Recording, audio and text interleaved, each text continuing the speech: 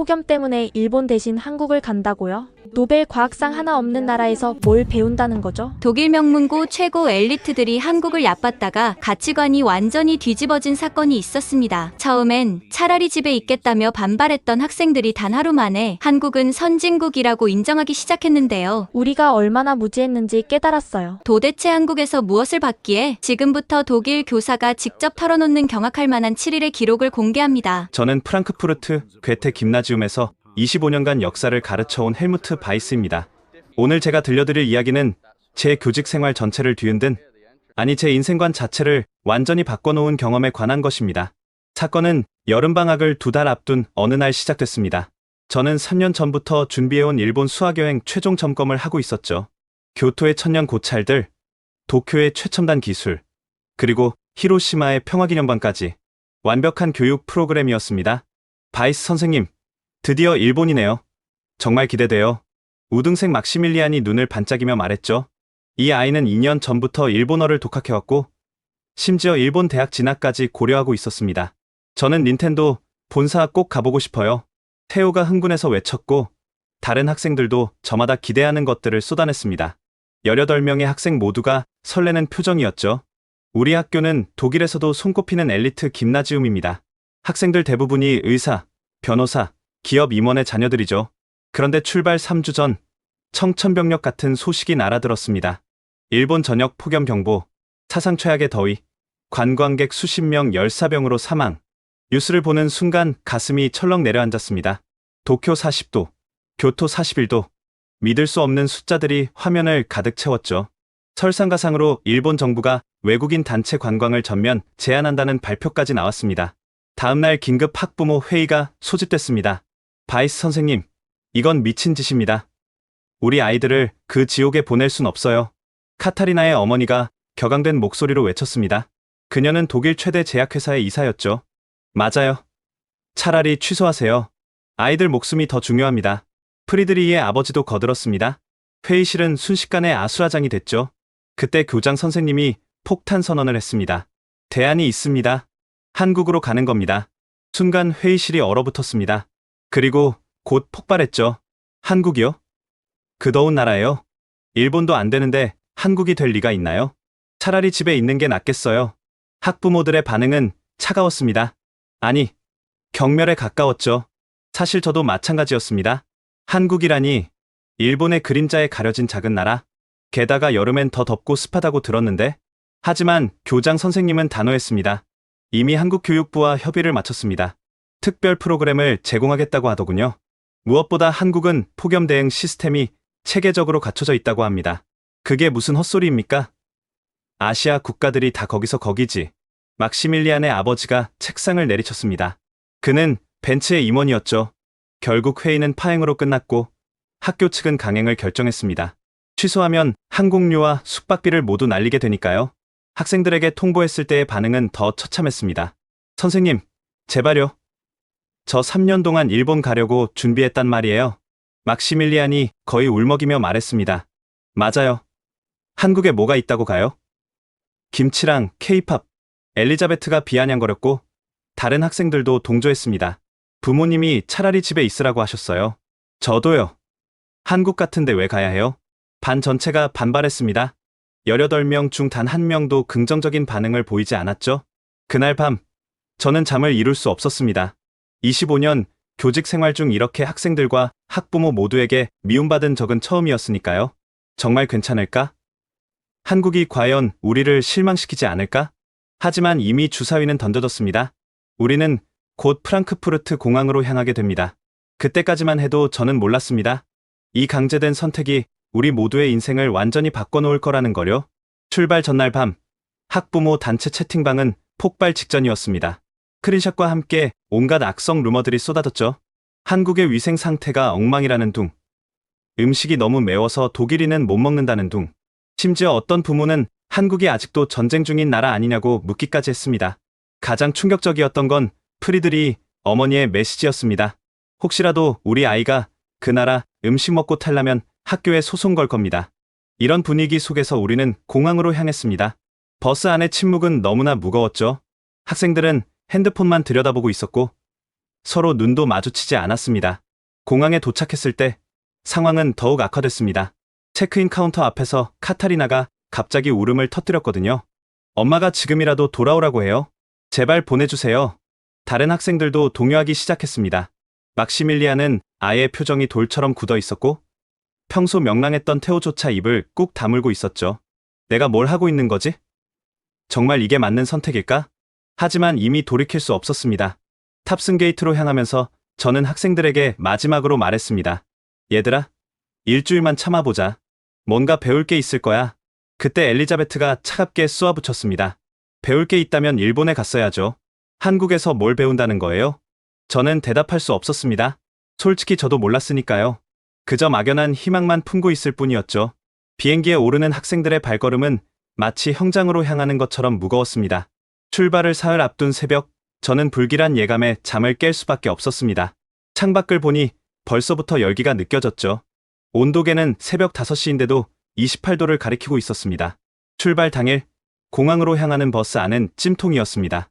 에어컨이 작동하긴 했지만 18명의 학생과 짐들로 가득 찬 버스 안은 금세 후텁지근해졌죠.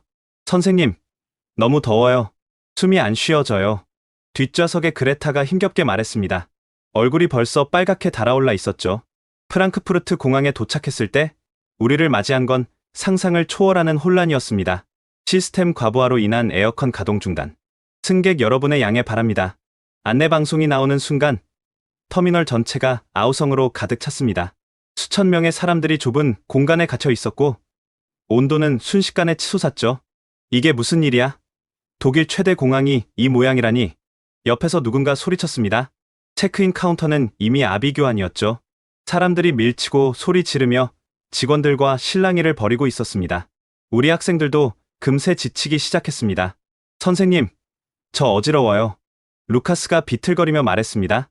순간 제 심장이 쿵 내려앉았죠. 여기 앉아. 물 마셔. 하지만 자판기는 이미 동이 나 있었고 매점들은 긴 줄로 가득했습니다. 설상가상으로 화장실마저 고장나서 끔찍한 냄새가 터미널을 가득 채웠죠. 그때였습니다. 비명소리가 들렸죠. 사람이 쓰러졌어요. 의사 있으세요? 소리가 난 곳으로 달려가니 우리 학생 안나가 바닥에 쓰러져 있었습니다. 얼굴은 창백했고 숨을 거칠게 몰아쉬고 있었죠. 안나! 안나! 저는 미친 듯이 소리쳤지만 아이는 반응이 없었습니다. 다른 학생들이 울음을 터뜨리기 시작했죠. 선생님, 안나가 죽는 거예요? 구급차를 불러요. 하지만 공항 의무실은 이미 환자들로 가득 차 있었습니다. 의료진들도 땀범벅이 된 채 정신없이 뛰어다니고 있었죠. 겨우 한 의사를 붙잡았더니 그는 지친 목소리로 말했습니다. 열사병입니다. 오늘만 50명 넘게 쓰러졌어요. 침대가 없으니 여기 복도에 눕히세요. 복도 바닥에 안나를 눕히고 부채질을 하는데 제 손이 멈출 수가 없었습니다. 내가 이 아이를 죽음으로 내몬 건 아닐까? 그때 막시밀리안이 울면서 소리쳤습니다. 이럴 줄 알았어요. 왜 우리를 이런 지옥으로 끌고 온 거예요? 다른 학생들도 합세했습니다. 맞아요. 차라리 집에 있었으면 이런 일 없었어요. 우리 부모님이 경고했잖아요. 저는 할 말을 잃었습니다. 정말 그들의 말이 맞았으니까요. 40도가 넘는 공항, 쓰러진 학생, 공포에 질린 아이들. 이게 우리가 시작한 여행의 첫 장면이었습니다. 안나가 겨우 의식을 되찾았을 때는 이미 2시간이 지나 있었습니다. 하지만 상황은 더 나빠졌죠. 우리 비행기가 연착됐다는 소식이 전해졌거든요. 승객 여러분께 안내 말씀드립니다. 루프트한자 742편은 기술적 문제로 3시간 지연됩니다. 이 방송이 나오자 터미널은 완전히 폭발했습니다. 사람들이 항공사 직원들에게 달려들었고 곳곳에서 싸움이 벌어졌죠. 엄마한테 전화할래요. 집에 데려다 달라고 할 거예요. 카타리나가 울먹이며 핸드폰을 꺼냈습니다. 다른 학생들도 부모님께 연락하기 시작했죠. 선생님, 이제 그만해요. 우리 다 죽을 것 같아요. 테오가 간신히 말했습니다. 평소 가장 활발했던 아이마저 완전히 지쳐 있었죠. 저는 필사적으로 학생들을 진정시켜야 했지만 솔직히 저도 포기하고 싶었습니다. 이게 시작인데 한국에 가서는 어떻게 될까? 공항 바닥에 주저앉은 학생들을 보며 저는 인생 최악의 결정을 내렸다는 생각이 들었습니다. 독일 최고의 공항도 이 지경인데 아시아의 작은 나라가 뭐가 다르겠습니까? 그때 엘리자베트가 비아냥거렸습니다. 이제 아시겠죠? 우리가 왜 일본 가고 싶어 했는지? 한국 공항은 아마 이것보다 더 끔찍할 거예요. 저는 반박할 수 없었습니다. 이미 제 확신도 무너지고 있었으니까요. 5시간의 지옥 같은 대기 끝에 겨우 비행기에 올랐을 때 우리는 모두 넋이 나가 있었습니다. 안나는 여전히 창백했고 다른 학생들도 탈진 상태였죠. 기내에 앉자마자 루카스가 물었습니다. 선생님, 한국은 독일보다 더 덥다고 했죠? 그래, 아마도. 그럼 우리 정말 죽는 거 아니에요? 저는 대답 대신 창밖을 바라봤습니다. 구름 위로 올라가며 생각했죠. 제발, 한국이 우리를 실망시키지 않기를. 하지만 솔직히 기대는 없었습니다. 유럽 최고의 선진국도 더위 앞에 무너졌는데 한국이 뭐가 다르겠습니까? 12시간의 비행이 시작됐습니다. 아이들은 지쳐서 잠들었지만 저는 한숨도 잘 수가 없었죠. 계속해서 최악의 시나리오만 떠올랐거든요. 혹시 한국 공항에서도 학생이 쓰러지면 어쩌지? 병원은 제대로 있을까? 의료 수준은 믿을 만할까? 비행기가 한국 영공에 진입했다는 안내 방송이 나왔을 때 저는 심호흡을 했습니다. 이제 정말 돌이킬 수 없는 강을 건넌 겁니다. 하지만 그때까지도 저는 상상조차 못했죠. 불과 30분 후 우리의 모든 편견과 선입견이 산산조각 날 거라는 걸 말입니다. 승객 여러분, 곧 인천국제공항에 도착합니다. 현재 서울의 기온은 35도입니다. 기내 방송을 들은 학생들이 일제히 신음했습니다. 35도라니 독일이랑 별로 안 다르잖아요. 그레타가 불안한 표정으로 말했습니다. 안나는 여전히 창백한 얼굴로 좌석에 축 늘어져 있었죠. 다행히 의식은 완전히 회복된 상태였지만 여전히 기운이 없어 보였습니다. 모두 정신 차려. 공항 나가면 더 더울 테니까 물 충분히 마시고. 저는 학생들에게 당부했지만 사실 제가 가장 두려웠습니다. 프랑크푸르트의 악몽이 또다시 재현될까 봐서요. 비행기가 게이트에 도착하고 문이 열리는 순간이었습니다. 맨 앞에 서 있던 루카스가 놀란 소리를 냈습니다. 저도 순간 당황했죠. 뜨거운 열기가 아니라 서늘한 바람이 얼굴을 스쳤거든요. 브릿지를 걸어 공항 내부로 들어서는 순간 우리는 모두 얼어붙었습니다. 이게 뭐야? 막시밀리안이 믿을 수 없다는 듯 주변을 둘러봤습니다. 눈앞에 펼쳐진 광경은 우리가 상상했던 것과 완전히 달랐습니다. 거대한 유리 천장에서 쏟아지는 자연광. 하지만 전혀 덥지 않았죠. 오히려 쾌적한 온도에 상쾌한 공기가 흐르고 있었습니다. 선생님, 여기 온도 좀 보세요. 테오가 벽면에 디지털 온도계를 가리켰습니다. 정확히 23도. 믿을 수가 없었죠. 밖은 35도인데 안은 23도라고? 엘리자베트도 이번엔 비아냥거리지 않았습니다. 그저 놀란 표정으로 천장을 올려다볼 뿐이었죠. 더 놀라운 건 이제부터였습니다. 입국 심사대로 가는 길에 우리는 움직이는 보도를 탔는데 그 위에도 시원한 바람이 불고 있었습니다. 이것 봐. 바닥에서 찬바람이 나와. 그레타가 신기한 듯 발을 동동 굴렀습니다. 정말로 무빙워크 전체에서 냉기가 올라오고 있었죠. 그때 갑자기 로봇이 우리 앞에 나타났습니다. 안녕하세요. 공항 안내 도우미입니다. 도움이 필요하신가요? 유창한 독일어가 흘러나왔습니다. 학생들이 깜짝 놀라 뒤로 물러섰죠. 로봇이 독일어를 해. 진짜 로봇이야? 영화에서 본 것 같은데. 로봇은 우리를 입국 심사대까지 안내했습니다. 그 사이에도 학생들의 감탄은 계속됐죠. 선생님, 여기 화장실도 완전 깨끗해요. 그리고 시원해. 카타리나가 화장실에서 나오며 놀란 표정으로 말했습니다. 비데가 있어요. 독일 공항에도 없는 비데가. 입국 심사를 마치고 수화물 찾는 곳으로 내려갔을 때 또 한 번 충격을 받았습니다. 거대한 홀 전체가 완벽하게 냉방되고 있었고 곳곳에 대형 공기청정기가 작동하고 있었죠. 실시간 공기질 매우 좋음. 미세먼지 농도 15. 전광판에 표시된 정보를 본 루카스가 스마트폰을 꺼내 확인했습니다. 선생님, 지금 프랑크푸르트는 미세먼지 농도가 85예요. 여기가 5배 이상 깨끗하다는 거잖아요. 수화물이 나오기를 기다리는 동안 학생들은 완전히 다른 사람들이 됐습니다. 아까까지 지쳐있던 모습은 온데간데 없고 호기심 가득한 눈으로 주변을 살피고 있었죠. 저것 봐. 수화물 벨트 위에 모니터가 있어. 막시밀리안이 가리킨 곳을 보니 각 캐리어가 나올 때마다 주인의 이름이 모니터에 표시되고 있었습니다. 내 가방이다. 진짜 내 이름이 뜨네. 안나도 이제 완전히 회복된 모습이었습니다. 창백했던 얼굴에 생기가 돌았죠. 세관을 통과하고 도착 로비로 나왔을 때 우리를 기다리고 있던 건 또 다른 경이로움이었습니다. 와, 이게 공항이야? 아니면 미술관이야? 엘리자베트가 넋을 잃고 말했습니다. 거대한 미디어 아트가 천장과 벽면을 가득 채우고 있었고 한국 전통 문양이 현대적으로 재해석되어 흐르고 있었죠. 그런데 놀라운 건 이 거대한 공간도 완벽하게 시원했다는 겁니다. 선생님, 독일이 한국보다 선진국 맞아요? 태호의 순진한 질문에 저는 할 말을 잃었습니다. 솔직히 저도 같은 생각을 하고 있었거든요. 가이드를 만나러 가는 길에 또 한 번 놀랐습니다. 안내데스크 직원이 유창한 독일어로 우리를 맞이했거든요. 괴테 김나지움 학생 여러분, 환영합니다. 한국 방문이 즐거우시길 바랍니다. 직원분이 독일어를 완벽하게 해요. 그레타가 감탄했습니다. 직원은 미소 지으며 답했죠. 인천공항엔 15개 언어 가능한 직원들이 있습니다. 편하게 물어보세요. 공항을 나가기 전 우리는 잠시 휴게 공간에 앉았습니다. 그런데 이곳도 예상을 뛰어넘었죠. 무료 충전소가 이렇게 많아? 와이파이 속도 봐. 독일보다 10배는 빠른 것 같아. 학생들이 저마다 핸드폰을 꺼내 부모님께 연락하기 시작했습니다. 그런데 이번엔 내용이 완전히 달랐죠. 엄마, 여기 대박이야. 공항이 완전 미래 도시 같아. 아빠, 한국 공항 진짜 멋져. 사진 보낼게. 카타리나는 영상통화로 공항을 구석구석 보여주고 있었습니다. 엄마, 봐. 로봇이 안내해주고 어디든 시원하고 완전 깨끗해. 저는 학생들의 달라진 모습을 보며 미소를 지을 수밖에 없었습니다. 불과 1시간 전까지만 해도 울면서 집에 가고 싶다던 아이들이 이제는 눈을 반짝이며 모든 걸 탐험하고 있었으니까요. 선생님, 우리 완전 잘못 생각했던 것 같아요. 막시밀리안이 조용히 제게 다가와 말했습니다. 한국이 이런 나라인 줄 정말 몰랐어요. 일본 못 간 게 오히려 다행인 것 같아요.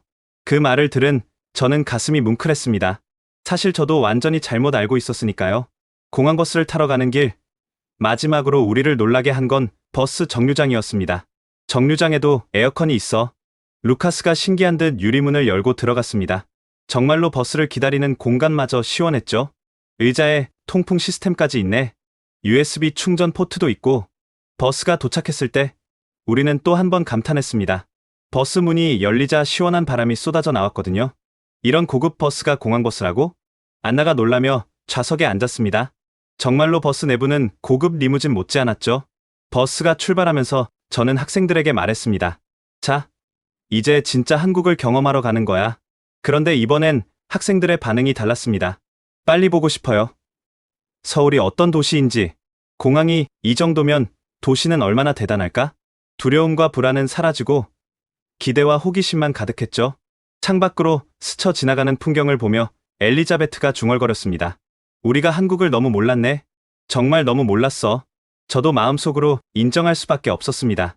우리 모두가 편견에 갇혀 있었다는 걸 말이죠. 하지만 이건 시작에 불과했습니다. 서울에 도착한 후 우리가 경험하게 될 일들은 상상을 훨씬 뛰어넘는 것들이었으니까요. 버스가 서울 시내로 들어서자 학생들은 창문에 얼굴을 붙이고 밖을 내다봤습니다.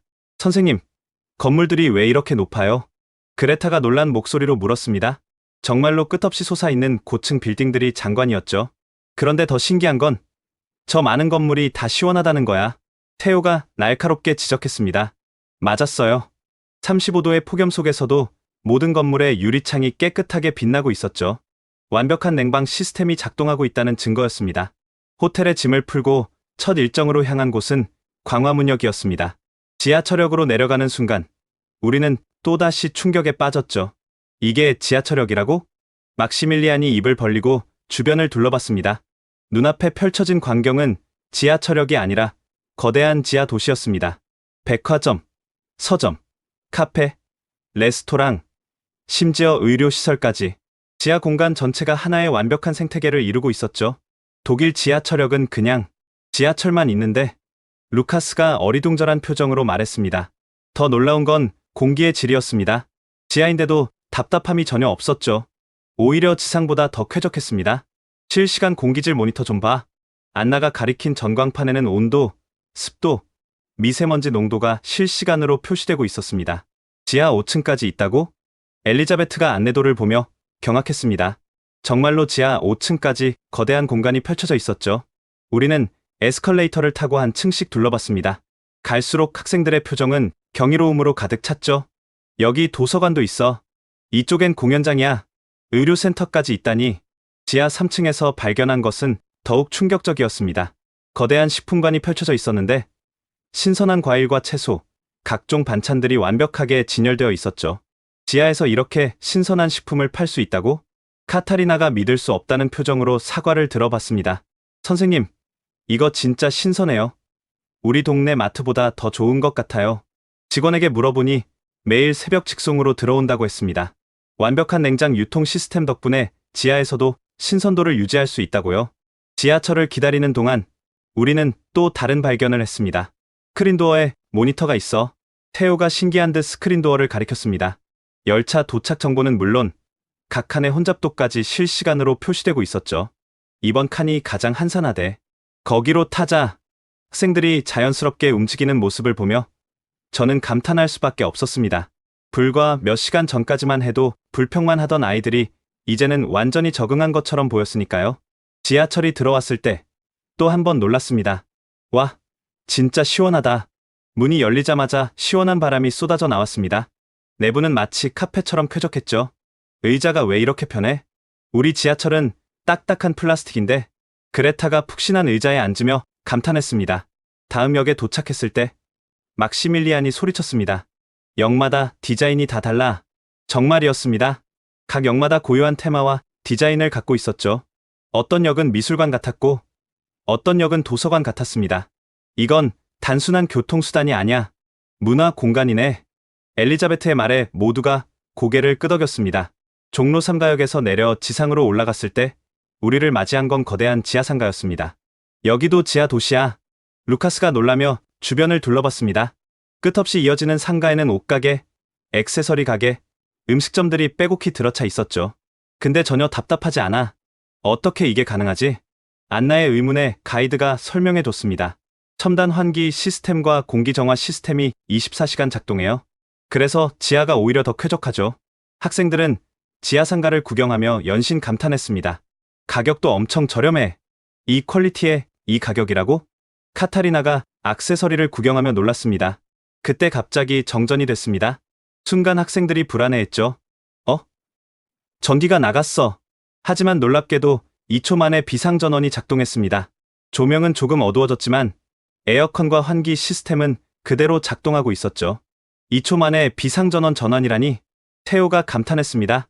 독일에서는 정전되면 최소 10분은 캄캄한데 5분 후 전기가 완전히 복구됐을 때 안내 방송이 나왔습니다. 일시적인 정전으로 불편을 드려 죄송합니다. 보상으로 모든 매장에서 10% 할인 쿠폰을 제공합니다. 정전 보상으로 할인 쿠폰을 준다고? 막시밀리안이 믿을 수 없다는 표정을 지었습니다. 지상으로 올라와 거리를 걸으며 우리는 또 다른 발견을 했습니다. 그늘막이 거리 전체에 설치되어 있어 정말로 주요 보행로마다 대형 그늘막이 설치되어 있었고 중간중간 미스트가 뿌려지고 있었죠. 시원한 물 안개다. 학생들이 미스트 아래서 더위를 식혔습니다. 그런데 왜 바닥이 안 미끄러워? 그레타의 질문에 가이드가 답했습니다. 특수 코팅된 바닥이에요. 물이 뿌려져도 미끄럽지 않죠. 광화문 광장에 도착했을 때 우리는 압도적인 규모의 할 말을 잃었습니다. 이게 다 광장이라고? 베를린 광장보다 훨씬 크고 멋있어. 바닥 분수에서 아이들이 뛰어노는 모습을 본 루카스가 물었습니다. 저 분수에서 놀아도 돼요? 그럼요. 시민들을 위한 공간이니까요. 가이드의 대답에 학생들도 신발을 벗고 분수로 뛰어들었습니다. 와, 진짜 시원해. 물도 완전 깨끗해. 35도의 더위가 무색하게 아이들은 즐겁게 물놀이를 했습니다. 그때 엘리자베트가 조용히 제게 다가왔습니다. 선생님, 제가 한국을 완전히 잘못 생각했어요. 여기가 진짜 선진국 같아요. 저는 고개를 끄덕였습니다. 솔직히 저도 같은 생각이었으니까요. 해가 질 무렵 우리는 청계천으로 이동했습니다. 도심 한복판을 흐르는 시원한 물줄기에 학생들은 또다시 감탄했죠. 도시 한가운데 이런 개천이 있다니. 그것도 이렇게 깨끗하게. 발을 담그고 앉아있는 시민들을 보며 안나가 말했습니다. 사람들이 정말 여유로워 보여요. 더위를 즐기는 것 같아요. 맞았습니다. 35도의 폭염에도 서울 시민들은 당황하거나 짜증내지 않았죠. 오히려 도시가 제공하는 다양한 냉방 시설과 휴식 공간을 활용하며 일상을 즐기고 있었습니다. 이게 진짜 선진국이구나. 막시밀리안이 진심을 담아 말했습니다. 시스템만 좋은 게 아니라 그걸 자연스럽게 활용하는 시민 의식도 대단해. 첫날 일정을 마치고 호텔로 돌아오는 길, 학생들은 하루 종일 경험한 것들에 대해 쉴 새 없이 이야기했습니다. 부모님께 사진 보냈더니 안 믿으시던데? 우리 엄마도 합성 아니냐고 하셔. 카타리나가 웃으며 말했습니다. 저는 학생들의 달라진 모습을 보며 뿌듯했습니다. 하지만 동시에 걱정도 됐죠. 독일로 돌아가서 이 경험을 어떻게 설명해야 할까? 그날 밤, 저는 일기에 이렇게 적었습니다. 우리는 오늘 진짜 미래를 봤다. 한국은 단순히 더위를 피하는 게 아니라 더위와 함께 살아가는 방법을 완벽하게 터득한 나라였다. 이건 기술의 문제가 아니다. 철학의 문제다. 내일은 또 어떤 놀라움이 우리를 기다리고 있을까요? 둘째 날 밤 10시, 우리는 특별한 실험을 하기로 했습니다. 정말 새벽 3시에 치킨이 온다고요? 태호가 믿을 수 없다는 표정으로 물었습니다. 가이드가 웃으며 대답했죠. 그럼요. 24시간 배달 가능해요. 치킨뿐만 아니라 거의 모든 음식이 가능하죠. 학생들은 반신반의하며 호텔 로비에 모였습니다. 독일에서는 저녁 8시만 되면 대부분의 가게가 문을 닫으니까요. 그럼 새벽 3시에 치킨 시켜보자. 막시밀리안의 제안에 모두가 동의했습니다. 하지만 그 전에 우리는 서울의 밤 문화를 체험하기로 했죠. 11시, 우리가 도착한 곳은 명동이었습니다. 그런데 거리의 모습에 모두가 놀랐습니다. 11시인데 왜 이렇게 사람이 많아? 가게들이 다 열려 있어. 그레타가 놀란 눈으로 주변을 둘러봤습니다. 정말로 거리는 대낮처럼 활기차고 밝았죠. 화장품 가게에 들어간 엘리자베트가 소리쳤습니다. 여기 직원분들 독일어도 해요. 일본어, 중국어, 영어도 다 가능해요. 안나가 덧붙였습니다. 더 놀라운 건 이 늦은 시간에도 거리가 완벽하게 안전하다는 것이었습니다. 여성들이 혼자 다니는 모습도 흔했고 곳곳에 안전 요원들이 배치되어 있었죠. 독일에서는 밤 10시 이후엔 여자 혼자 다니기 무서운데 카타리나가 감탄하며 말했습니다. 편의점에 들어갔을 때 학생들은 또 한 번 충격을 받았습니다. 편의점에서 파는 게 이렇게 많아? 루카스가 진열대를 보며 입을 벌렸습니다. 도시락, 샌드위치, 과일, 아이스크림, 생활용품까지 작은 슈퍼마켓 수준이었죠. 따뜻한 커피도 있고 즉석에서 라면도 끓여 먹을 수 있대. ATM도 있고 택배도 보낼 수 있어. 학생들이 신기한 듯 이것저것 구경했습니다. 계산대에서 더욱 놀라운 일이 벌어졌습니다. 학생이세요? 이 음료수 하나 더 드릴게요. 서비스예요. 점원이 미소 지으며 음료수를 하나 더 건넸습니다. 서비스라고? 공짜로 준다고? 막시밀리안이 어리둥절해하자 가이드가 설명했습니다. 한국의 정문화예요. 손님에게 조금 더 베푸는 마음이죠. 새벽 1시, 우리는 한강공원으로 이동했습니다. 이 시간에도 공원에 사람들이 있을까 싶었는데, 와, 새벽인데 이렇게 사람이 많아? 정말로 한강공원은 사람들로 가득했습니다. 자전거 타는 사람, 조깅하는 사람, 돗자리 펴고 앉아 있는 가족들까지. 새벽에도 가로등이 완벽하게 켜져 있어서 안전해 보여요. 엘리자베트가 주변을 둘러보며 말했습니다. 화장실도 깨끗하고 편의점도 열려 있고 더 놀라운 건 치킨 배달 오토바이들이 공원까지 들어온다는 것이었습니다. 공원에서도 배달이 된다고? 안나가 놀라서 물었습니다. 그럼요. 한강공원 어디든 배달 가능해요. 정확한 위치만 알려주면 돼요. 가이드의 설명에 학생들은 감탄했습니다. 새벽 2시, 우리는 24시간 찜질방을 체험하기로 했습니다. 찜질방이 뭐예요? 루카스의 질문에 가이드가 설명했습니다. 목욕탕과 휴게실이 합쳐진 곳이에요. 24시간 이용 가능하고 잠도 잘 수 있죠. 찜질방에 들어서자 학생들의 눈이 휘둥그레졌습니다. 이 거대한 시설이 24시간 운영된다고? 사우나도 있고 식당도 있고 수면실도 있어. 태호가 신기한 듯 여기저기 둘러봤습니다. 가장 인상적이었던 건 다양한 온도의 방들이었습니다. 얼음방도 있고 황토방도 있어. 이건 옥사우나래. 학생들이 각자 취향에 맞는 방을 체험했습니다. 독일에도 사우나는 있지만 이렇게 다양하진 않아요. 그레타가 황토방에 누우며 말했습니다. 새벽 3시, 드디어 실험의 시간이 왔습니다. 호텔로 돌아온 우리는 정말로 치킨을 주문했죠. 30분 이내에 도착이라고 써 있어. 카타리나가 앱을 보며 말했습니다. 학생들은 정말로 올까 반신반의하며 기다렸습니다. 그런데 벌써 출발했대.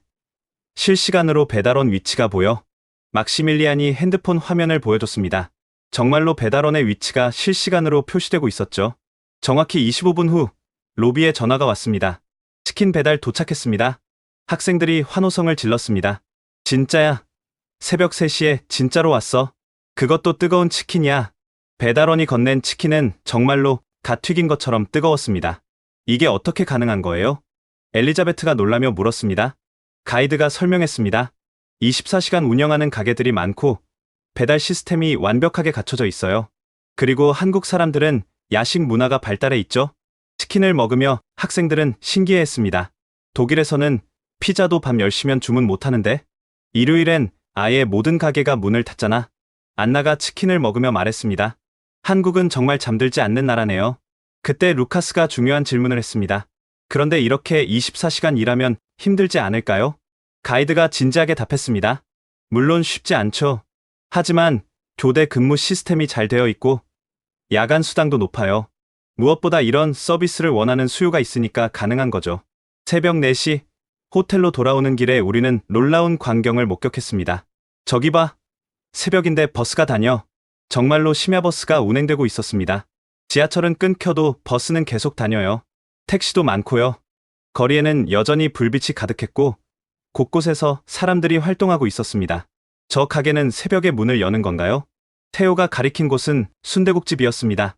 해장국집이에요. 새벽부터 아침까지 영업하죠. 술 마신 사람들이나 일찍 출근하는 사람들이 많이 가요. 그레타가 감탄하며 말했습니다. 한국은 24시간 돌아가는 나라구나. 누구든 언제든 필요한 걸 얻을 수 있어.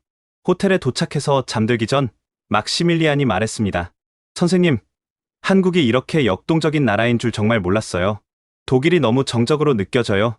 저도 같은 생각이었습니다. 질서정연하지만 경직된 독일과 달리 한국은 혼란스러워 보이면서도 놀라운 활력이 넘쳤죠. 그날 밤, 아니 새벽에 학생들은 각자 부모님께 메시지를 보냈습니다. 엄마, 한국은 정말 놀라운 나라야. 새벽 3시에도 도시가 살아있어. 아빠, 여기 와봐야 해. 독일과는 완전히 다른 세상이야. 하지만 곧 우리는 이런 긍정적인 경험이 독일에서 어떻게 받아들여질지 알게 됩니다. 그리고 그것은 우리가 예상했던 것보다 훨씬 더 충격적인 반응이었죠. 셋째 날 아침, 저는 독일에서 온 긴급 이메일을 확인하고 머리가 하얘졌습니다. 바이스 교사, 당장 연락 바람. 매우 심각한 상황. 교장 선생님의 메일이었습니다. 불안한 마음으로 영상 통화를 연결했죠. 자네 대체 거기서 뭘 하고 있는 건가? 독일 전체가 발칵 뒤집혔네. 화면 속 교장 선생님의 얼굴은 불그락불그락했습니다. 무슨 일이신가요? 학생들이 SNS에 올린 게시물들을 봤나? 언론에서 난리가 났어. 당황한 저는 급하게 독일 뉴스 사이트를 확인했습니다. 그리고 경악했죠. 독일 학생들, 한국 정부의 선전에 세뇌되다. 조작된 한국, 진실은 무엇인가? 괴테 김나지움의 수치스러운 수학여행. 온갖 자극적인 헤드라인이 일면을 장식하고 있었습니다. 이게 대체... 기사를 읽어보니 더욱 충격적이었습니다. 학생들이 올린 사진과 영상을 두고 연출된 것이라고 주장하고 있었죠. 인천공항의 로봇, CG 합성이 분명하다. 새벽 배달. 한국 정부가 특별히 준비한 쇼, 24시간 영업, 독일 학생들을 위한 임시 조치. 가장 악랄한 건 한 극우 매체의 기사였습니다. 아시아의 후진국이 유럽 엘리트를 현혹시키다. 이것은 문명의 위기다. 손이 떨릴 정도로 화가 났습니다. 하지만 더 큰 문제가 기다리고 있었죠.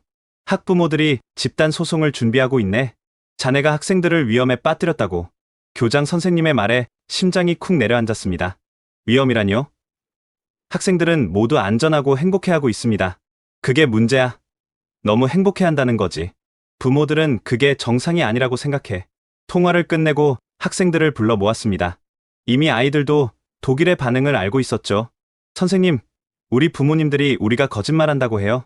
카타리나가 울먹이며 말했습니다. 제 아빠는 저더러 한국 정부한테 돈이라도 받았냐고. 테오도 분한 표정이었습니다.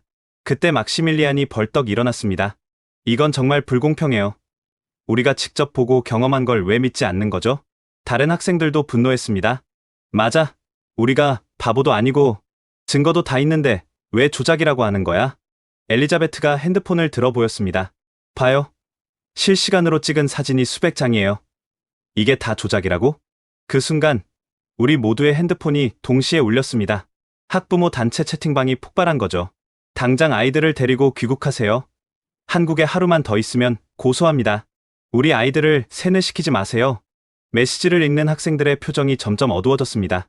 그런데 갑자기 안나가 눈물을 터뜨렸죠. 엄마가 저더러 정신병원에 가봐야 한다고 했어요. 한국이 좋다고 했다고. 그 말에 다른 여학생들도 울기 시작했습니다. 하지만 그때 놀라운 일이 벌어졌습니다. 잠깐만요. 루카스가 큰 소리로 외쳤습니다. 우리가 왜 울어야 해요? 우리가 뭘 잘못했다고? 그의 말에 학생들이 고개를 들었습니다. 우리는 진실을 봤어요. 한국이 얼마나 발전된 나라인지, 시민들이 얼마나 친절한지, 시스템이 얼마나 완벽한지. 맞아. 그레타가 눈물을 닦으며 일어섰습니다. 독일 언론이 뭐라고 하든 우리가 본 건 진짜예요. 그때 막시밀리안이 중요한 제안을 했습니다. 우리가 직접 증명하면 어때요? 라이브 방송으로. 라이브 방송? 네. 지금 당장 거리로 나가서 실시간으로 보여주는 거예요. 조작할 수 없게. 학생들의 눈이 반짝였습니다. 좋아. 하자. 우리가 진실을 보여주자. 열정에 찬 학생들을 보며 저는 자부심과 동시에 걱정이 들었습니다. 하지만 이미 아이들은 움직이기 시작했죠. 우리는 명동으로 나갔습니다. 막시밀리안이 인스타그램 라이브를 켰죠. 여러분, 지금 서울 명동입니다. 시간은 오전 11시고요. 보시다시피 에어컨 없이는 5분도 못 버틸 더위예요. 그가 카메라를 돌리자 거리의 모습이 생생하게 전달됐습니다. 하지만 보세요. 모든 건물의 냉방이 완벽하고 거리에는 그늘막과 쿨링존이 있어요. 시청자 수가 급격히 늘어났습니다. 독일 친구들과 가족들이 접속한 거죠. 가짜라고요? 그럼 이건 어때요? 엘리자베트가 카메라를 들고 편의점으로 들어갔습니다. 24시간 편의점. 직접 보세요. 음식도 팔고 ATM도 있고 택배도 됩니다. 실시간 댓글이 쏟아졌습니다. 이게 진짜야? 연출 아니야? 믿을 수 없어. 그때 한 한국인이 우리에게 다가왔습니다. 무슨 촬영이에요? 상황을 설명하자. 그는 웃으며 독일어로 인사했습니다. 구텐 탁. 전 독일에서 5년 일했어요. 한국 보여드릴게요. 예상치 못한 도움에 학생들이 환호했습니다. 그는 우리를 지하철역으로 안내했습니다. 여기가 진짜 한국의 힘이에요. 지하 도시. 라이브 방송을 보던 독일 사람들이 경악했습니다. 지하 5층까지 상가가 있다고? 공기가 깨끗하다니. 이게 가능해? 시청자가 1000명을 넘어섰습니다. 학생들은 더욱 열정적으로 방송했습니다. 여기 좀 보세요. 지하철에 화장실이 있어요. 그것도 깨끗해요. 스크린도어마다 열차 정보가 떠요. 와이파이 완전 빨라요. 그런데 갑자기 악성 댓글이 쏟아지기 시작했습니다. 한국 정부가 얼마 줬어? 독일의 수치다. 배신자들. 학생들의 표정이 어두워졌습니다. 하지만 안나가 용기를 냈죠. 저희가 배신자라고요? 저희는 그저 진실을 보여드리는 거예요. 맞아요. 카타리나도 카메라를 향해 말했습니다. 독일이 최고인 줄만 알았어요. 하지만 아니었어요. 한국에서 많이 배웠어요. 그때 놀라운 변화가 일어났습니다. 잠깐, 저거 우리 딸 맞네? 진짜 실시간이야? 애들 표정이 진짜 행복해 보이는데 일부 부모들이 의견을 바꾸기 시작한 거죠. 라이브는 2시간 동안 계속됐습니다. 학생들은 한강, 청계천, 그리고 다시 24시간 편의점까지 보여줬죠. 방송을 마칠 때 시청자는 5,000명이 넘었습니다. 이게 우리가 경험한 한국입니다. 믿거나 말거나 여러분의 선택이에요. 막시밀리안이 방송을 마무리했습니다. 그날 밤 반전이 일어났습니다. 독일의 한 유명 유튜버가 우리 방송을 분석한 영상을 올렸죠. 이건 조작이 아닙니다. 제가 한국에 가봤는데 다 사실이에요.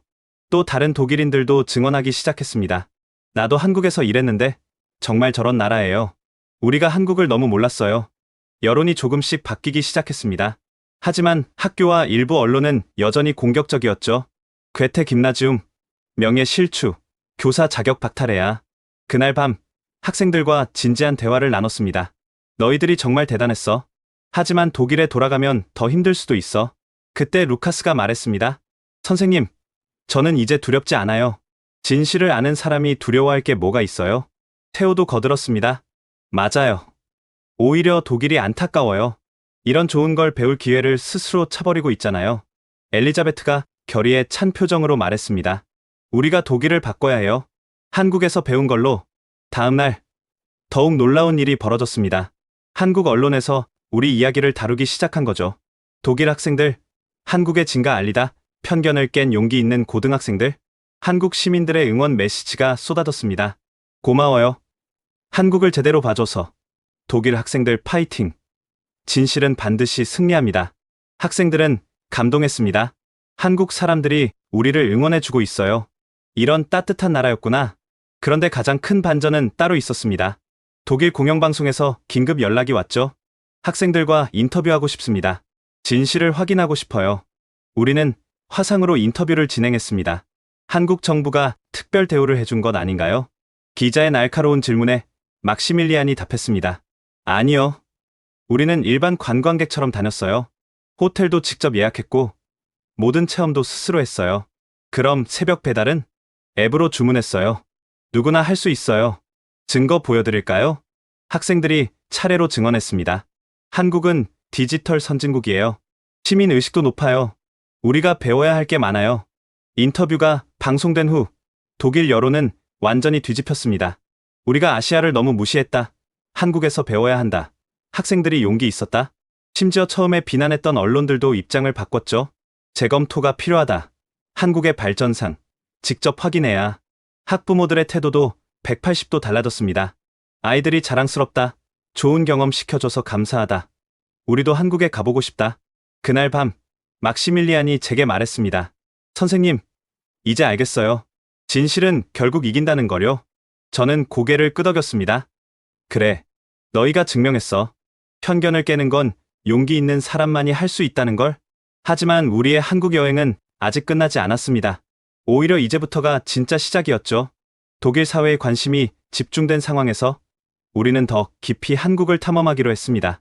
그리고 그 과정에서 우리는 한국의 진정한 힘이 무엇인지 깨닫게 됩니다. 넷째 날 아침, 우리는 특별한 일정을 위해 일찍 일어났습니다. DMZ, 즉 비무장지대 방문이었죠.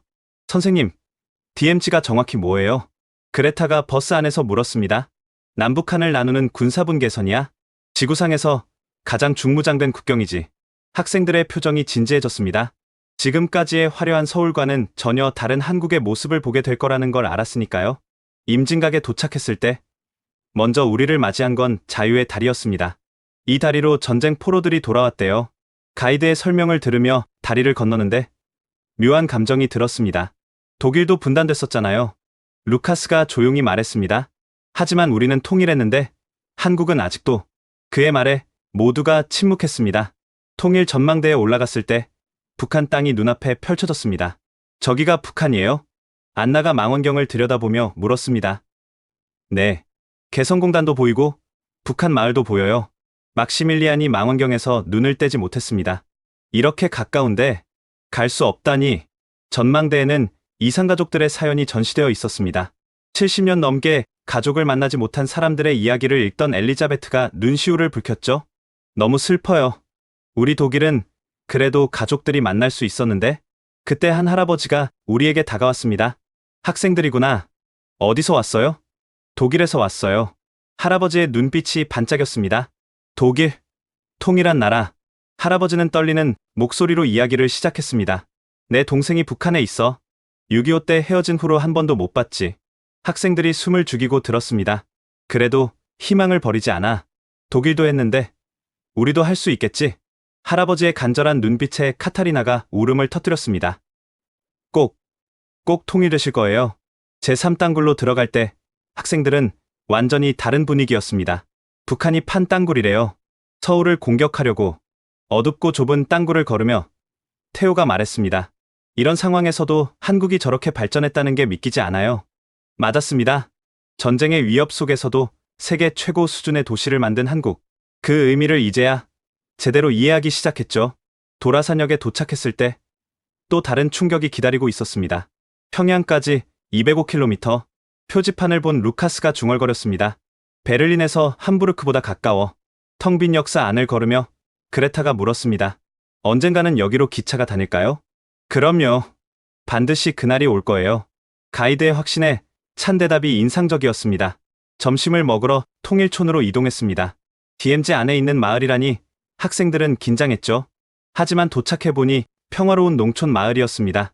와, 쌀 농사를 짓고 있어요. DMZ 청정 지역에서 자란 쌀이라 품질이 최고예요. 식당 주인 아주머니가 자랑스럽게 설명했습니다. 무서우시지 않으세요? 이렇게 가까이서 사시는데? 안나의 질문에 아주머니가 웃었습니다. 처음엔 무서웠죠. 하지만 이제는 여기가 집이에요. 통일되면 제일 먼저 번영할 곳이기도 하고요. 그 긍정적인 마음가짐에 학생들은 놀랐습니다.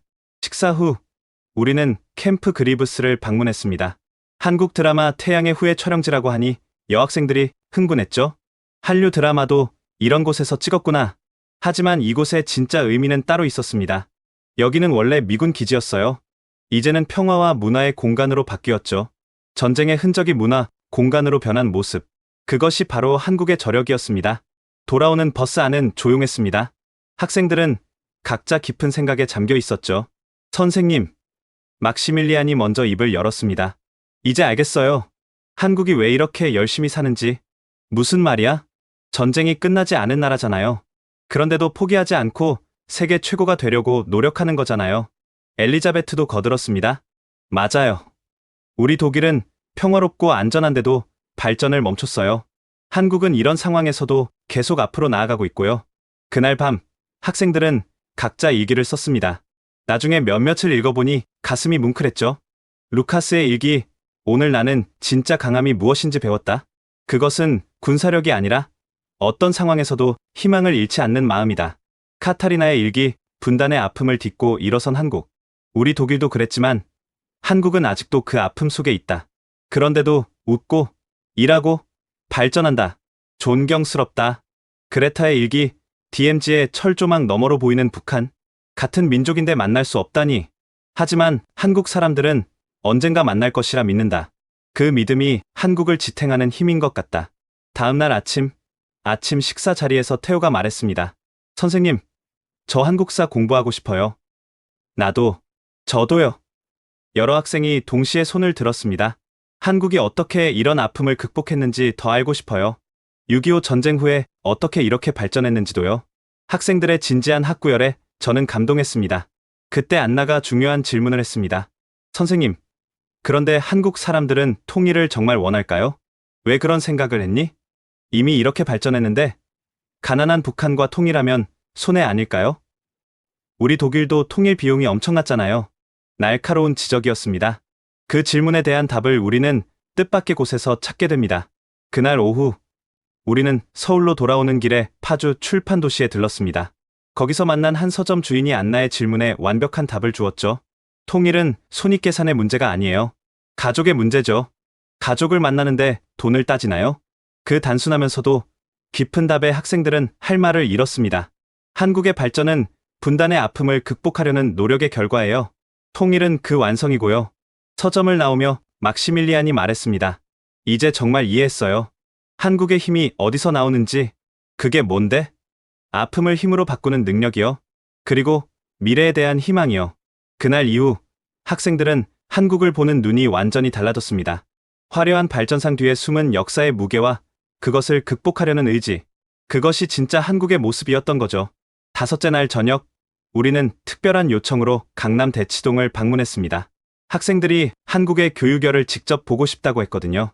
저녁 8시, 대치동 학원가에 도착했을 때 우리는 할 말을 잃었습니다. 이 시간에 이렇게 많은 학생들이? 그레타가 놀란 눈으로 거리를 둘러봤습니다. 정말로 거리는 교복 입은 학생들로 가득했죠. 다들 학원 가는 거예요? 네.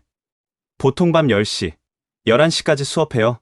가이드의 대답에 학생들이 경악했습니다. 11시까지? 우리는 오후 2시면 학교 끝나는데. 한 학원 건물 앞에서 우리는 더욱 놀라운 광경을 목격했습니다. 엘리베이터 타려고 줄 서 있어. 태호가 가리킨 곳을 보니 정말로 학생들이 길게 줄을 서서 차례를 기다리고 있었죠. 하루에 몇 시간이나 공부해요? 막시밀리안이 지나가는 한국 고등학생에게 영어로 물었습니다. 학교 포함해서 15시간 정도요? 15시간. 우리 학생들이 동시에 소리쳤습니다. 미쳤어. 그게 가능해? 엘리자베트가 믿을 수 없다는 표정을 지었습니다. 그때 그 한국 학생이 웃으며 말했습니다. 힘들죠. 하지만 목표가 있으니까요. 여러분은 독일 학생이죠? 부러워요. 우리가요? 왜요? 독일은 대학 등록금이 거의 없다면서요? 한국은 너무 비싸요. 이 대화를 통해 학생들은 한국 교육의 또 다른 면을 보게 됐습니다. 학원가를 더 둘러보니 놀라운 시설들이 즐비했습니다. 독서실도 24시간이네. 카페형 스터디룸도 있어. 안나가 한 건물을 가리켰습니다. 저기 봐. 학원 건물인데 10층이야. 정말로 거대한 학원 건물들이 빼곡히 들어서 있었죠. 우리는 허락을 받고 한 대형 학원을 견학했습니다. 와, 이게 학원이야? 루카스가 입을 벌렸습니다. 최첨단 시설, 전자칠판, 개인 독서실까지. 독일의 대학보다 시설이 좋았죠. 선생님 한 분이 학생 몇 명을 가르쳐요? 이 반은 8명이에요. 소수정예 반이죠. 카타리나가 계산기를 두드렸습니다. 한 달 학원비가 우리 돈으로 1,000유로가 넘어 복도를 지나가는데 한 교실에서 열정적인 수업이 진행되고 있었습니다. 저 선생님 진짜 열심히 가르치신다. 학생들도 다 집중하고 있어. 밤 9시가 넘었는데도 아무도 졸거나 딴짓하는 학생이 없었죠. 학원을 나와 주변을 더 둘러봤습니다. 편의점에 학생들이 가득해. 그레타가 가리킨 편의점에는 정말로 학생들이 삼각김밥과 음료수를 사고 있었습니다. 저게 저녁이에요? 네. 학원 쉬는 시간에 간단히 먹고 다시 공부하죠. 우리 학생들의 표정이 복잡해졌습니다. 그때 태호가 물었습니다. 그런데 왜 이렇게까지 공부해요? 지나가던 한 학부모가 우리의 대화를 듣고 다가왔습니다. 독일 학생들이구나. 궁금하지? 한국은 자원이 없는 나라야. 사람만이 자원이지. 그녀는 친절하게 설명을 이어갔습니다. 좋은 대학, 좋은 직장을 가져야 안정적인 삶을 살 수 있어. 경쟁이 치열하지. 하지만 아이들이 너무 힘들어 보여요. 안나의 걱정스러운 말에 그 어머니가 씁쓸하게 웃었습니다. 맞아. 나도 마음 아파. 하지만 이게 한국의 현실이야. 학원가를 벗어나며 우리는 또 다른 발견을 했습니다. 여기 봐. 심야 식당들이 영업 중이야. 막시밀리안이 가리킨 곳에는 24시간 김밥집, 분식집들이 불을 밝히고 있었죠. 학생들이 공부 끝나고 가는 곳이에요. 한 김밥집에 들어가 보니 새벽임에도 학생들로 가득했습니다. 다들 친구들이랑 수다 떨면서 스트레스 푸는구나. 엘리자베트가 따뜻한 눈으로 학생들을 바라봤습니다. 그때 한 무리의 학생들이 우리를 알아봤습니다. 독일 학생들이다. 유튜브에서 봤어요. 우리 학생들이 갑자기 스타가 된 것처럼 둘러싸였죠. 독일 교육은 어때요? 부럽다. 우리처럼 경쟁 안 해도 되죠? 한국 학생들의 질문이 쏟아졌습니다. 루카스가 조심스럽게 답했습니다. 우리는 경쟁이 덜하긴 해요. 하지만 한국 학생들의 열정은 정말 대단해요. 목표를 향한 의지가 느껴져요. 그 말에 한국 학생들이 씁쓸하게 웃었습니다. 열정이라기보다는 생존이죠. 분위기가 무거워지자 카타리나가 분위기를 바꿨습니다. 그래도 여러분 정말 멋져요. 이렇게 열심히 하는 모습이요. 서로 이야기를 나누다 보니 시간이 훌쩍 지났습니다. 새벽 1시 숙소로 돌아오는 길에 막시밀리안이 말했습니다. 이제 알겠어요. 한국이 왜 이렇게 빨리 발전했는지. 왜? 이런 교육열이 있으니까요. 모두가 더 나은 삶을 위해 노력하니까. 하지만 안나는 걱정스러운 표정이었습니다. 너무 극단적인 것 같아요. 학생들이 행복할까요? 그때 그레타가 중요한 지적을 했습니다. 하지만 생각해봐. 한국은 전쟁 후 최빈국이었잖아. 이런 노력 없이 지금의 발전이 가능했을까? 학생들 사이에 진지한 토론이 이어졌습니다. 교육이 계층 이동의 유일한 길이라고 했잖아. 그래도 너무 혹독해. 하지만 결과는 놀라워. 한국의 교육 수준은 세계 최고야. 숙소에 도착해서도 토론은 계속됐습니다. 태호가 결론을 내렸습니다. 장단점이 확실한 것 같아요. 엄청난 스트레스와 경쟁. 하지만 그만큼 높은 성취도. 맞아. 우리 독일은 너무 느슨한 것 같기도 하고. 엘리자베트가 고개를 끄덕였습니다. 그날 밤, 저는 학생들이 성장하는 걸 느꼈습니다. 단순히 비판하거나 찬양하는 게 아니라 각 사회의 맥락을 이해하려고 노력하는 모습이 대견했죠. 다음 날 아침, 루카스가 제게 왔습니다. 선생님, 한국 학생들과 연락처 교환했어요. 계속 교류하고 싶어요. 좋은 생각이야. 독일과 한국의 교육, 서로 장점을 배우면 좋을 것 같아요. 이 경험은 우리 학생들에게 많은 것을 생각하게 했습니다. 극단적으로 보이는 한국의 교육열 뒤에 숨은 절박함과 열망, 그리고 그것이 만들어낸 놀라운 성과들, 무엇이 옳고 그른지 단순하게 판단할 수 없는 복잡한 현실을 마주한 순간이었죠. 6째 날 저녁, 우리는 한강공원으로 향했습니다. 낮 동안의 문화 탐방으로 지친 학생들에게 휴식이 필요했거든요. 한강이 그렇게 특별해요? 가는 길에 그레타가 물었습니다. 서울의 심장이죠. 밤에 가면 더 아름다워요. 가이드의 말에 학생들은 반신반의했습니다. 여의도 한강공원에 도착했을 때 우리는 놀라움을 감출 수 없었습니다. 이게 무료 공원이라고? 막시밀리안이 입을 벌렸습니다. 눈앞에 펼쳐진 광경은 상상 이상이었죠. 완벽하게 정비된 잔디밭, 자전거 도로, 산책로, 그리고 각종 편의시설들. 와, 분수쇼다. 안나가 가리킨 곳에서 음악에 맞춰 화려한 물줄기가 춤추고 있었습니다. 매일 저녁 무료 공연이에요. 무료라는 말에 학생들이 더 놀랐죠. 독일은 이런 거 보려면 돈 내야 하는데 공원을 걸으며 우리는 더 많은 발견을 했습니다. 치킨 배달 오토바이다. 저기는 피자. 태호가 신기한 듯 배달 오토바이들을 구경했습니다. 공원에서도 뭐든 시켜 먹을 수 있구나. 돗자리를 펴고 앉은 가족들, 친구들이 곳곳에 있었습니다. 모두가 여유롭게 저녁을 즐기고 있었죠. 저 텐트는 뭐예요?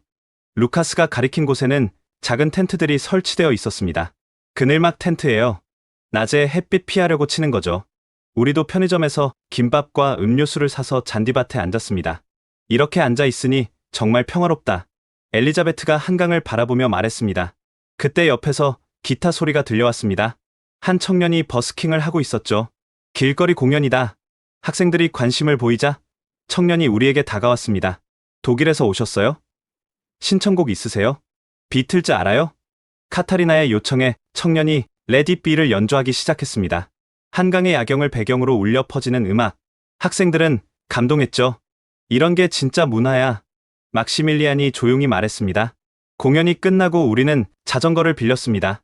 자전거 대여도 이렇게 쉬워? 앱으로 결제하면 끝. 시원한 강바람을 맞으며 자전거를 타는 기분은 최고였습니다. 독일 라인 강변보다 훨씬 좋은데? 태호가 신나서 소리쳤습니다. 자전거 도로가 완벽하게 분리되어 있어 안전했고 중간중간 휴게소도 있었죠. 화장실도 깨끗해. 음수대도 있어. 그레타가 감탄했습니다. 반포대교에 도착했을 때 우리를 기다리고 있던 건 달빛 무지개 분수였습니다. 우와! 학생들이 일제히 감탄사를 뱉었습니다. 다리 양쪽에서 쏟아지는 거대한 물줄기가 음악에 맞춰 색을 바꾸며 춤을 췄죠. 이것도 무료야? 그럼요. 서울 시민을 위한 거니까요. 안나가 영상을 찍으며 말했습니다. 독일 친구들이 안 믿을 거야. 이런 게 매일 무료로 펼쳐진다니. 분수쇼가 끝나고 우리는 세빛섬으로 향했습니다. 물 위에 떠있는 인공섬이에요. LED 조명으로 빛나는 건물들이 한강 위에 떠있는 모습은 환상적이었죠. 미래 도시 같아. 루카스가 감탄했습니다. 섬 안에는 레스토랑, 카페, 문화공간이 있었습니다. 이런 걸 한강 위에 만들 생각을 하다니. 엘리자베트가 고개를 저었습니다. 한국인들의 상상력은 정말 대단해. 우리는 카페에 앉아 한강을 바라봤습니다. 야경이 물에 반사되어 반짝이는 모습은 그림 같았죠. 선생님, 한강의 기적이 뭔지 이제 알겠어요.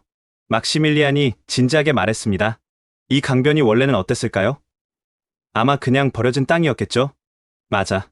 70년대까지만 해도 빈민가였대. 가이드가 설명을 덧붙였습니다. 한강 개발로 서울이 완전히 바뀌었죠. 이제는 시민들의 쉼터가 됐고요. 카타리나가 말했습니다. 단순한 개발이 아니네요. 사람을 위한 공간으로 만든 거잖아요. 맞았습니다. 화려한 발전 뒤에는 사람이 있었죠. 돌아오는 길에 우리는 편의점에 들렀습니다. 한강라면 먹어볼래요? 학생들이 흔쾌히 동의했습니다. 편의점에서 라면을 끓여 먹는 문화가 신기했거든요. 와, 진짜 여기서 끓여 먹을 수 있어. 그레타가 신기한 듯 라면을 끓였습니다. 한강이 보이는 테이블에 앉아 라면을 먹는데 뜻밖의 맛있었죠. 이상해. 그냥 라면인데 왜 이렇게 맛있지? 태호의 말에 모두가 웃었습니다. 분위기가 양념이야. 그때 옆 테이블에 한국인 가족이 우리에게 김밥을 건넸습니다. 라면엔 김밥이 최고예요. 드세요. 감사합니다. 낯선 이의 친절에 학생들은 감동했습니다. 한국인들은 정말 친절해. 안나가 김밥을 먹으며 말했습니다. 밤 11시가 넘었는데도 공원은 여전히 활기찼습니다. 이 시간에도 사람이 이렇게 많아? 안전하니까요. 경찰도 순찰하고 CCTV도 있고 확실히 한강공원은 밤에도 안전해 보였습니다. 여성들도 편하게 조깅하고 있었죠. 숙소로 돌아가는 택시 안에서 루카스가 말했습니다. 한강은 단순한 강이 아니네요. 서울의 영혼 같아요. 무슨 말이야? 사람들이 여기서 쉬고 만나고 즐기잖아요. 도시의 심장이에요. 엘리자베트도 동의했습니다. 맞아. 독일 도시들도 강이 있지만 이렇게 활용하진 못해. 막시밀리안이 덧붙였습니다. 공짜로 이런 걸 즐길 수 있다는 게 놀라워. 진짜 시민을 위한 도시야.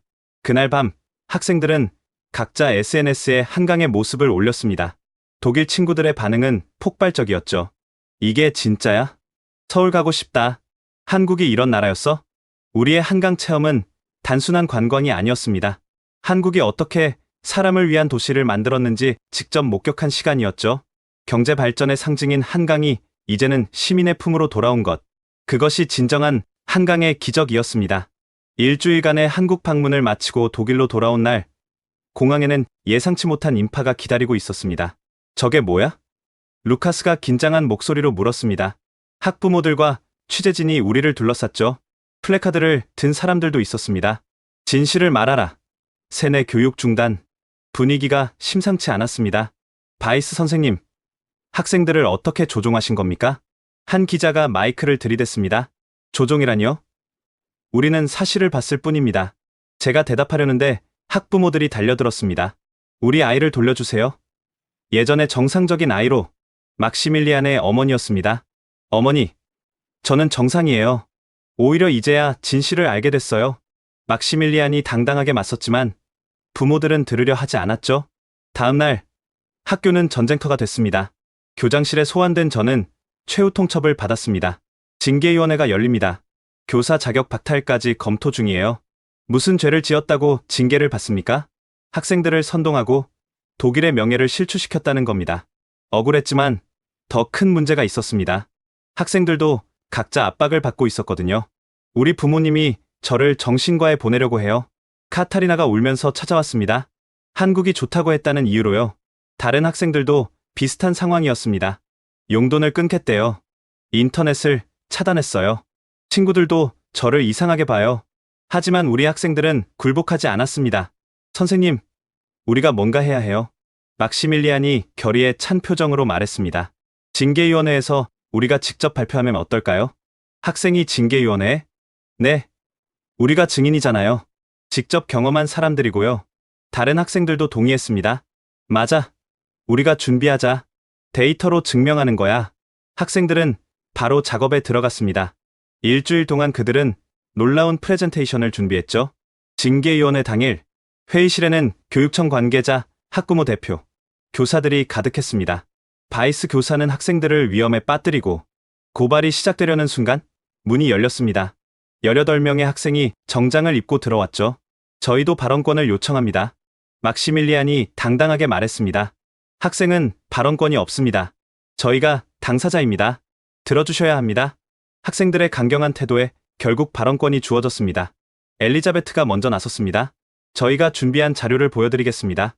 스크린에 첫 슬라이드가 떴습니다. 폭염 대응 시스템 비교 독일 대 한국. 구체적인 데이터가 이어졌습니다. 독일 공공시설 냉방 비율 23%, 한국 공공시설 냉방 비율 98%. 이게 조작이라고 생각하십니까? 루카스가 이어받았습니다. 대중교통 만족도입니다. 베를린 지하철 여름철 온도 평균 38도, 서울 지하철 여름철 온도 평균 24도? 우리가 이것도 조작했을까요? 학부모들이 웅성거리기 시작했습니다. 안나가 나섰습니다. 24시간 도시 서비스 비교입니다. 독일 일요일 상점 영업 금지, 한국 24시간 편의점만 5,000개. 이게 후진국의 모습입니까? 테오가 감정적으로 호소했습니다. 저희는 한국에서 미래를 봤습니다. 시민을 위한 도시가 무엇인지 배웠습니다. 그레타가 마지막 슬라이드를 보여줬습니다. 한국의 교육열이 만든 성과입니다. 문맹률 0%, 대학 진학률 70%, 기술 특허 출원 세계 4위. 이런 나라를 무시하는 게 오히려 독일의 수치 아닙니까? 발표가 끝나자 회의실은 조용해졌습니다. 그때 한 교육청 관계자가 입을 열었습니다. 흥미로운 자료네요. 하지만 이것만으로는. 그럼 이건 어떻습니까? 막시밀리안이 태블릿을 들어 보였습니다. 지난 일주일간 저희 발표를 본 전 세계 사람들의 반응입니다. 화면에는 수천 개의 댓글이 있었습니다. 독일 학생들이 옳다. 한국에서 배워야 한다. 편견을 깬 학생들에게 감사. 그리고 이걸 보세요. 카타리나가 다른 자료를 보여줬습니다. 독일 기업들이 한국 시스템 도입을 검토하기 시작했습니다. BMW 한국식 고객 서비스 벤치마킹, 지멘스, 스마트시티 기술 협력 추진, 루프트한자 인천공항 서비스 연구. 학부모들의 표정이 변하기 시작했습니다. 우리 아이들이 이런 걸 발견한 거야? 그때 교장 선생님이 일어났습니다. 저도 할 말이 있습니다. 모두가 주목했습니다. 처음엔 저도 의심했습니다. 하지만 학생들의 열정을 보고 직접 확인해봤습니다. 그는 노트북을 열었습니다. 제가 어제 한국교육부와 통화했습니다. 그들은 우리 학생들에게 감사하다고 했습니다. 감사하다고요? 네. 편견 없는 시선으로 한국을 봐줘서 고맙다고요. 그리고 교장은 잠시 뜸을 들였습니다. 한독 학생 교류 프로그램을 정식으로 제안했습니다. 매년 100명씩 교환하는 회의실이 술렁였습니다. 우리 학생들이 양국의 다리가 된 겁니다. 한 학부모가 일어났습니다. 태호의 아버지였죠. 제가 잘못 생각했습니다. 아이가 맞았어요. 우리가 편견에 갇혀 있었던 겁니다. 다른 학부모들도 하나둘 의견을 바꿨습니다. 우리 아이가 이렇게 성장했다니 자랑스럽습니다. 징계위원회는 결국 무산됐습니다. 오히려 저와 학생들에게 표창을 주기로 결정했죠. 회의가 끝난 후 학생들이 저를 둘러쌌습니다. 선생님, 우리가 해냈어요. 진실이 승리했어요. 저는 눈물이 났습니다. 너희들이 진짜 영웅이야. 편견과 싸워 이긴 거야. 막시밀리안이 말했습니다. 이제 시작이에요. 우리가 독일을 바꿀 거예요. 그날부터 변화가 시작됐습니다. 학교는 한국어 수업을 정식 개설했고 학생들은 한국 문화 동아리를 만들었죠. 더 놀라운 건 다른 학교들도 한국 연수를 계획하기 시작했다는 겁니다. 우리의 작은 도전이 큰 변화의 씨앗이 된 것입니다. 징계위원회 소동이 끝난 후 2주가 지났을 때 놀라운 일이 벌어졌습니다. 독일 공영방송 ZDF에서 우리 이야기를 다큐멘터리로 만들겠다고 연락이 왔죠. 바이스 선생님, 학생들과 함께 출연해 주실 수 있나요? PD의 목소리에는 진정성이 담겨 있었습니다. 독일이 놓치고 있는 것들을 보여주고 싶습니다. 촬영 당일 스튜디오에는 긴장감이 흘렀습니다. 하지만 우리 학생들은 이제 프로처럼 침착했죠. 한국에서 가장 인상 깊었던 건 무엇인가요? 진행자의 질문에 엘리자베트가 답했습니다. 시민을 위한 배려요. 작은 것 하나하나에 사람을 생각하는 마음이 담겨 있었어요. 루카스가 구체적인 예를 들었습니다. 버스 정류장에 에어컨이 있다는 걸 상상해 보세요. 독일에서는 꿈도 못 꿀 일이죠. 방송은 황금 시간대에 편성됐습니다. 시청률은 예상을 뛰어넘었죠. 독일 전체가 우리 이야기에 주목했습니다. 방송 다음 날 사회적 반향이 일어났습니다. 주요 언론들이 일제히 한국을 재조명하기 시작했죠. 우리가 몰랐던 아시아의 선진국, 독일이 배워야 할 한국의 시스템, 편견을 깬 용기 있는 학생들. 하지만 진짜 변화는 시민들 사이에서 일어났습니다. 트위터와 페이스북에는 샵 한국에서 배우자 해시태그가 트렌드에 올랐죠. 나도 한국 가봤는데 정말 놀라웠다. 우리 도시도 24시간 서비스 도입해야 독일의 경직성을 반성하게 된다. 정치권도 움직였습니다. 베를린 시장이 직접 성명을 발표했죠. 한국의 도시 시스템을 벤치마킹하겠습니다. 시민을 위한 도시를 만들겠습니다. 연방교통부 장관도 나섰습니다. 대중교통 냉방 시설을 대폭 확충하겠습니다. 한국을 모델로 삼겠습니다. 하지만 가장 큰 변화는 교육계에서 일어났습니다. 독일 전역의 학교들이 한국 연수를 문의하기 시작했죠. 우리 학교로만 일주일에 50통이 넘는 문의가 왔습니다. 우리도 학생들을 한국에 보내고 싶다. 어떻게 준비하면 되나? 한국 학교와 교류하고 싶다. 그러던 중 더욱 놀라운 소식이 전해졌습니다. 한국 정부가 공식 초청장을 보낸 거죠. 독일 교육 관계자 여러분을 한국으로 초대합니다. 100명의 교사와 교육 공무원이 선발됐습니다. 물론 저도 포함됐죠. 출발 전 우리 학생들이 조언을 해줬습니다. 선생님, 편견 없이 보세요. 작은 것도 놓치지 마세요. 막시밀리안은 특별한 부탁을 했죠. 한국 학생들과 꼭 대화해보세요. 그들의 열정을 느껴보세요. 3주 후 연수를 마치고 돌아온 교사들의 반응은 폭발적이었습니다. 충격적이다. 완전히 다른 세상이었다. 우리가 얼마나 뒤처져 있는지 깨달았다. 당장 바꿔야 할 것들이 너무 많다. 이들의 보고서는 독일 교육계의 지각 변동을 일으켰습니다. 디지털 교육 인프라 전면, 개편 학교 시설 현대화, 프로젝트 24시간 학습 지원 시스템 도입, 기업들도 변하기 시작했습니다. SAP는 한국식 업무 문화를 연구하기 시작했고, 폭스바겐은 한국의 고객 서비스를 벤치마킹했죠. 어느 날, 뜻밖의 손님이 학교를 찾아왔습니다. 독일 연방교육부 장관이었죠. 바이스 선생님, 그리고 학생 여러분, 감사합니다. 장관은 진심을 담아 말했습니다. 여러분이 독일의 눈을 뜨게 해줬습니다. 우리가 놓치고 있던 것들을 보여줬죠. 그리고 놀라운 발표를 했습니다. 한독교육협력 협정을 체결합니다. 매년 1000명의 학생이 교류하게 됩니다. 학생들이 환호했습니다. 또한 한국의 디지털 교육 시스템을 독일 전역에 도입하겠습니다. 이날 발표는 독일 교육 역사의 전환점이 됐습니다. 6개월 후 변화는 가시적으로 나타났습니다. 베를린 지하철에 에어컨이 설치되기 시작했고 24시간 편의점이 하나둘 생겨났죠. 학교들은 디지털 기기를 도입했고 온라인 학습 플랫폼을 구축했습니다. 무엇보다 큰 변화는 사람들의 인식이었습니다. 아시아에서 배울 게 많다. 겸손해져야 한다. 세계는 넓고 배울 것은 많다. 우리 학생들은 이제 학교의 영웅이 됐습니다. 그들이 시작한 작은 도전이 나라 전체를 바꾼 거죠. 루카스는 베를린 공대에 진학해 스마트 시티를 전공하기로 했고, 엘리자베트는 국제관계학을 공부해 외교관이 되겠다고 했습니다. 막시밀리안은 이미 한국 대학 진학을 준비하고 있었죠. 선생님, 우리가 정말 뭔가를 바꾼 것 같아요. 카타리나의 말에 저는 고개를 끄덕였습니다. 그래, 너희가 해냈어. 작은 용기가 큰 변화를 만든 거야. 하지만 이 모든 변화의 시작은 한국이었습니다. 편견 없이 다가온 우리를 따뜻하게 맞아준 나라, 자신들의 모든 것을 보여주고 나눈 나라, 진정한 선진국이 무엇인지 가르쳐준 나라, 그곳은 바로 대한민국이었습니다. 한국에서 돌아온 지 정확히 3개월이 지난 어느 날, 저는 놀라운 광경을 목격했습니다.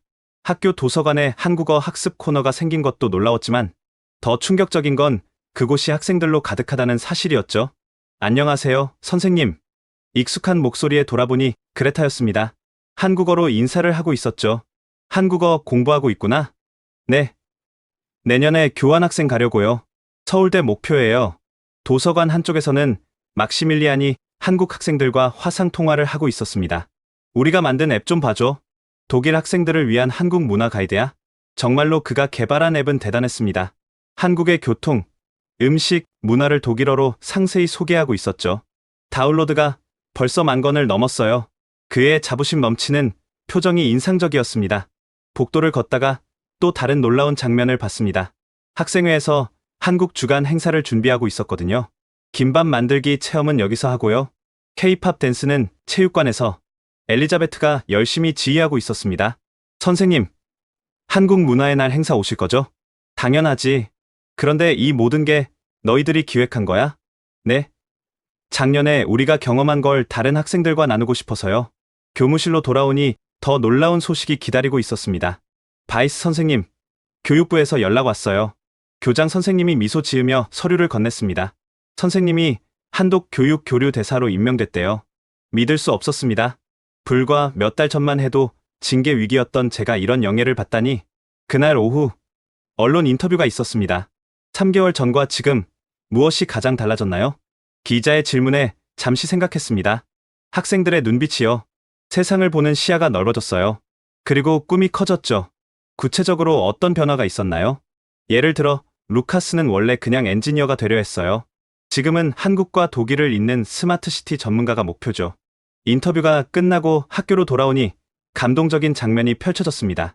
운동장에서 학생들이 무언가를 준비하고 있었거든요. 선생님을 위한 깜짝 파티예요. 태호가 환하게 웃으며 말했습니다. 현수막이 걸려 있었습니다. 편견을 깨고 세상을 연 선생님, 감사합니다. 순간 눈물이 핑 돌았습니다. 선생님이 우리를 한국에 데려가지 않았다면 우리는 아직도 좁은 세상에 갇혀 있었을 거예요. 안나가 대표로 편지를 읽었습니다. 선생님 덕분에 우리는 진짜 세계 시민이 됐어요. 감사합니다. 학부모들도 와 있었습니다. 한때 저를 비난했던 그들이 이제는 진심으로 감사하고 있었죠. 우리 아이가 이렇게 성장할 줄 몰랐어요. 막시밀리안의 어머니가 눈물을 글썽이며 말했습니다. 이제 매일 한국 뉴스를 찾아보고 한국 역사를 공부해요. 진짜 글로벌 인재가 됐어요. 파티가 한창일 때 특별한 손님들이 도착했습니다. 한국에서 온 교환학생들이었죠. 안녕하세요. 저희가 독일 친구들을 만나러 왔어요. 우리 학생들이 환호성을 지르며 그들을 맞았습니다. 언어는 달라도 금세 친구가 됐죠. 음악과 춤, 그리고 음식으로 소통했습니다. 그날 밤, 저는 일기에 이렇게 적었습니다. 3개월 전, 우리는 억지로 한국에 갔다. 하지만 그것은 운명이었다. 한국은 우리에게 새로운 세상을 보여줬고, 우리는 그 선물을 독일과 나눴다. 이제 두 나라의 젊은이들이 서로를 이해하고 배우며 함께 성장하고 있다. 이것이 진정한 교육의 힘이다. 며칠 후, 더욱 놀라운 소식이 전해졌습니다. 우리 학교가 유네스코 국제2회 교육 모범 학교로 선정된 것입니다. 그리고 우리의 이야기가 책으로 출간되기로 했죠. 제목은 편견을 넘어서 독일 학생들의 한국 발견기. 인쇄는 전액 한독 청소년 교류 기금으로 기부하기로 했습니다. 출간 기념회에서 루카스가 멋진 발표를 했습니다. 우리가 한국에서 배운 가장 중요한 건 기술이나 시스템이 아니었어요. 그것은 가능성이었습니다. 불가능해 보이는 것도 노력하면 가능하다는 것. 그리고 서로 다른 문화가 만나면 더 큰 시너지가 난다는 것. 그의 말에 청중들이 큰 박수를 보냈습니다. 이제 우리 학교는 매년 50명씩 한국으로 학생을 보냅니다. 그리고 한국에서도 같은 수의 학생들이 옵니다. 작년 우리의 도전이 만든 변화입니다. 최근에는 프랑스, 이탈리아, 스페인 학교들도 우리 프로그램에 관심을 보이고 있습니다. 어떻게 시작하면 좋을까요? 그들에게 저는 항상 같은 대답을 합니다. 편견을 버리세요. 그리고 학생들을 믿으세요. 그들이 미래를 바꿀 겁니다. 오늘도 우리 학생들은 열심히 한국어를 공부하고 한국 친구들과 프로젝트를 진행합니다. 그들의 눈빛에는 더 넓은 세상을 향한 열정이 가득합니다. 그리고 저는 확신합니다. 이 아이들이 만들어갈 미래는 우리가 살아온 과거보다 훨씬 더 아름다울 거라고. 편견 없는 세상, 서로를 이해하고 존중하는 세상. 그것이 한국이 우리에게 보여준 비전이었고, 이제 우리가 함께 만들어가고 있는 현실입니다. 감사합니다. 대한민국, 당신들이 우리의 눈을 열어줬습니다. 이제 우리가 그 선물을 전 세계와 나누겠습니다. 지금까지 독일 명문고 학생들이 한국에서 겪은 충격적인 변화의 이야기 어떠셨나요? 편견을 깨고 진실을 마주한 용기 있는 학생들, 그리고 그들이 만든 놀라운 변화. 우리도 때로는 편견의 안경을 벗고 세상을 봐야 하지 않을까요?